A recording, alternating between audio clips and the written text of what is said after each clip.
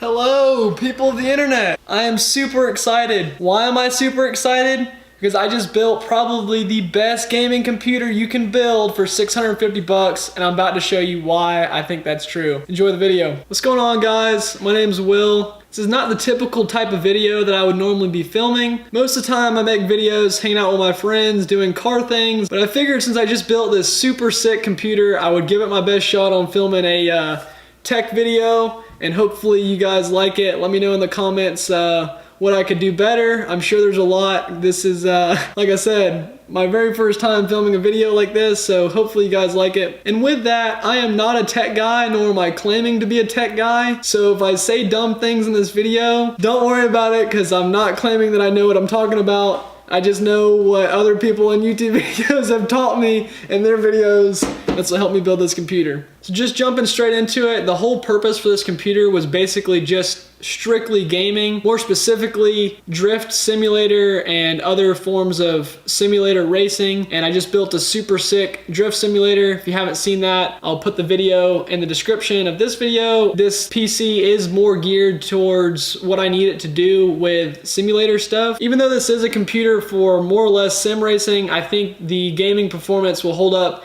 in most of the super popular games like Fortnite and PUBG and all the other stuff that people play on YouTube. Let's get into the parts. So starting things off with the processor, this is the Ryzen 5 2600, not the X, just the normal 2600 from AMD.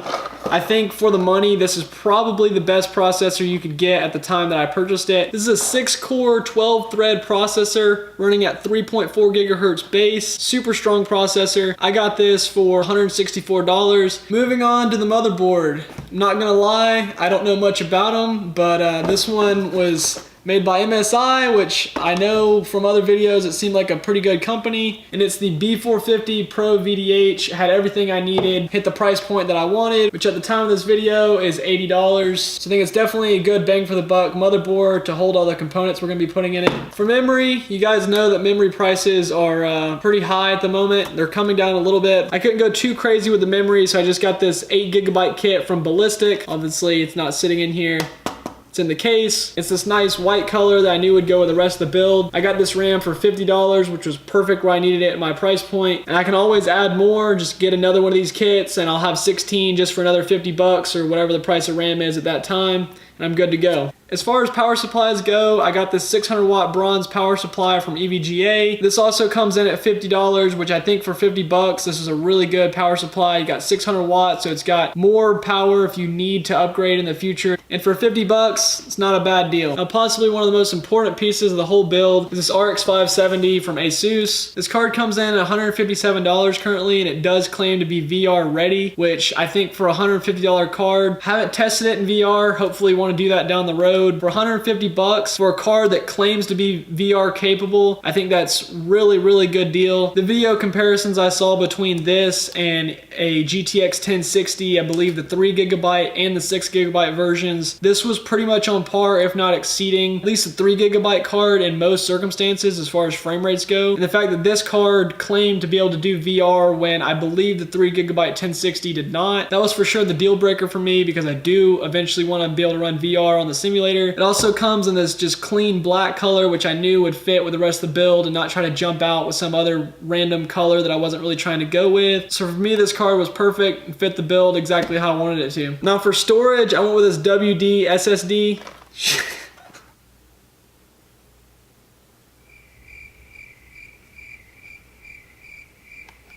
Now for storage, I went with this WD Blue 500GB SSD. I definitely think if you can swing for an SSD at any price point in your build, I've heard other people talk about this and I definitely agree with it. It will drastically improve your boot up time. And for me, using this computer just for gaming, 500GB for now is all I need. If I need to add more, I can. And that way I can get away with using an SSD and still keep it in that $650 range. Now, if you wanted to build this same computer and save some money, you definitely could go with a cheaper case. I'm a huge fan of this case right here though. It's the NZXT H500. I've always been sold on the looks of it alone. I thought it looked super sick, but obviously when you're buying a case like this, It's not just about the looks. And after building this computer, I'm super glad I went with a nice case for a couple of reasons. One, obviously it looks cool, but more importantly, this case, especially for a new builder like myself, it already had some smart cable management features built into it, which was a huge deal. Like for instance, the CPU power cable that comes across the top of the motherboard, it's got a nice little slot milled into the top of the metal. That slot allows you to seamlessly run the power cable right through it, right over the top of the motherboard. You never see it. You don't have to do like some of these cases where you loosen the motherboard a little bit just to get the cable around it. I've seen in other videos, and that just seems like a little bit